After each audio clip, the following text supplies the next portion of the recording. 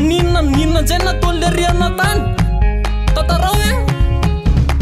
Vai am'le manambady ary soko fiverina ty nipetsaka aza manao zaza sainao tsin'io fa mba olona efanteraka ny olona retsany miady daholo fa sy eto fo mpamosavy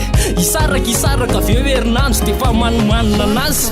olon-dehibe ihany manapa-kevitra leo aloatra anambady sody mba tsatsany roa mazavy de hitady saosy isahady fanambadinany lambana koa iaveriko so tsy tadidy mba misaina fa za mahay-vandoa so de ianona ny tena tsy fidy tokatrano ny fiafina pave tokatrano ny fiafina kana mami wana mangide pave tokatrano ny fiafina kandana miverinan kandana miverinan saynovy aterinan saynovy aterinan tadidiko ane le lozany nanovako ansy anao tam'izay kinetaka be tsy nainam-pangininy anao nakaty aminay ka tsy zakako mihitsy ny vavanyavany io za tsy malalatsy tiny de ibabony akorany sasany io efa baraka ny fianakaviana fa ny fianakaviana nga niarany zakany zay fijalinany aretako raha niarany zaka izy ngamba napiny mihitsy arany akorina netako vadika itsy ilozan'olana saingo tsy ahaka ny tokatrano nareo mivady miady de ny akizy kely ny dirana angano tokatrano ny fiafina pave tokatrano ny fiafina kana mami wana mangide pave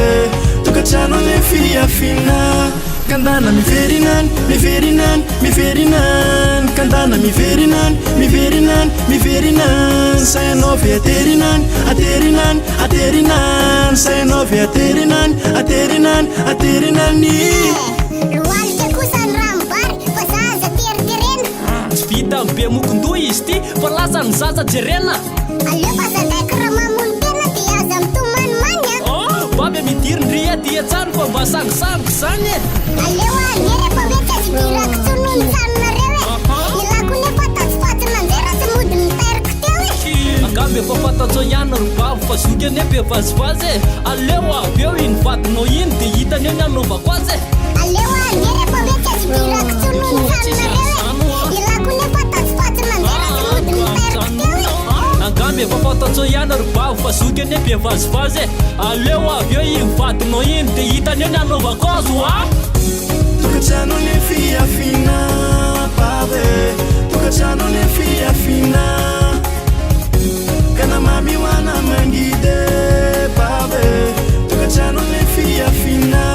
kandana miverinan kandana miverinan saynovy aterinan saynovy aterinany Kail, Jifani les dada, kopelazai.